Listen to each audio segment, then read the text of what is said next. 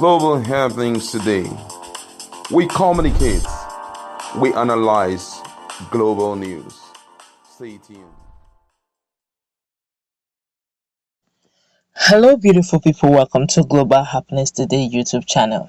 Ever since the announcement of the replacement of APC's vice presidential slot in the person of Shettima, there have been a lot of reactions going on. While a lot of persons from the southern part of Nigeria in APC sees it still on political level as they must stand with their party, others have identified the real danger behind a single faith ticket in a polarized and multi-religious country like Nigeria.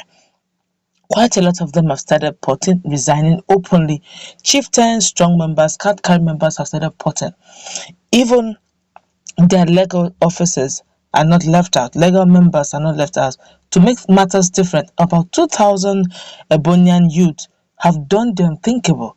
Looks like APC is going to go through quite a lot of change. While in another news, Peter Obi clears the air over what is happening in his camp and so many obedient malls or disobedient malls in obedient movement. Well, let's go straight into the news, but let's start with what is happening in APC. Then we look at what happened in Ebonyi State. Then we look at what Peter Obi have got to say concerning what is going on within his rank and file of supporters.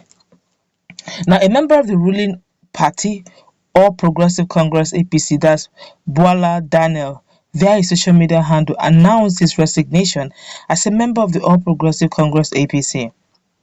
Bola Daniel, who happens to be a legal practitioner and barrister at Lincoln's Inn, London, on Sunday announced that he has resigned his membership of the All Progressive Congress APC on principles and conviction that he holds so dear.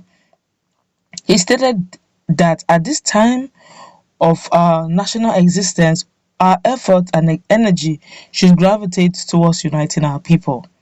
Quoting Bola Daniel, he said, and I quote, he said, "I officially resign my membership at official APC Nigeria on principles and conviction that I hold so dear. At this time of our national existence, our efforts and energy should gravitate towards uniting our people."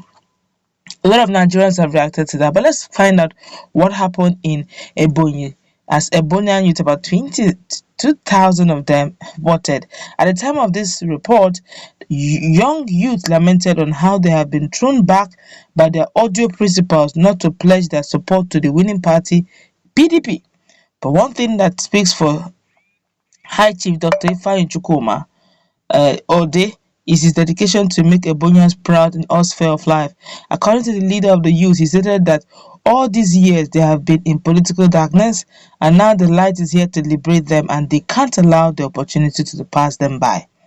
In accordance with the youth's defection, Dr. Ode applauded them for deeming it sacrosanct to follow their conscience, not minding what anyone might be saying. He vehemently stated that his mission is to rescue Ebonyans from shackles and poor deplorable status they are before the eyes of the other neighboring state. In his speech, he maintained that he will not cease to give the youth the maximum support they need as we look forward to celebrate our victory in Ebonyi State Government House come May 2023 as at 29th of May. But while still in another news, this is really getting interesting. Peter Obi have finally spoken concerning the issue of supporters going against other candidates on social media. Mr. Peter Obi, the presidential candidate of Labour Party LP, has clarified that those disguised as his supporters attacking other candidates, particularly on social media, are from the camp of his opponents. Report has it that purported supporters of Obi several times been accused of being violent on social media, attacking anyone who speaks against the former Anambra State governor. When speaking with BBC Pidgin, Mr. Obi declared that they are not his supporters, stressing that the OBIedient have been infiltrated by opponents. Let me quote him. "Those people are not actually my supporters. It is an infiltration by opponents claiming to be my supporters or supporters of Labour Party. But let me assure you that I'm running this election as a Nigerian. I don't want people to vote for me because I am from the southeast.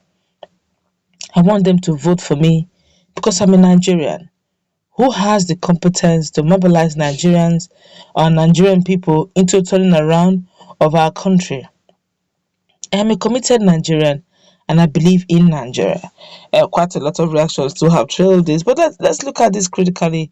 What is going on? Ever since the declaration of Shetima, a lot of videos, a lot of audios, a lot of things said in the past by Shetima has been going viral. Nigerians are wondering, is he a bigot? Is he not a bigot? And the fact that it's a one faith ticket, most pastors, most Christians are wondering, does it mean that in the whole of the north there is no competent Christian?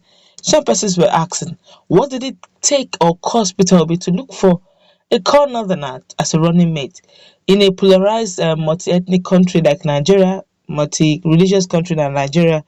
Is actually insane, unacceptable for you to see in all the religious groups in Nigeria, there is none as competent as a Muslim.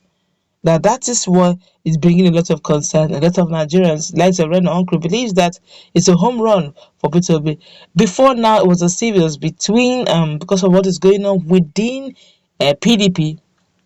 Because a lot of people have been porting from APC to PDP. In fact, in the north, the level of migration is alarming.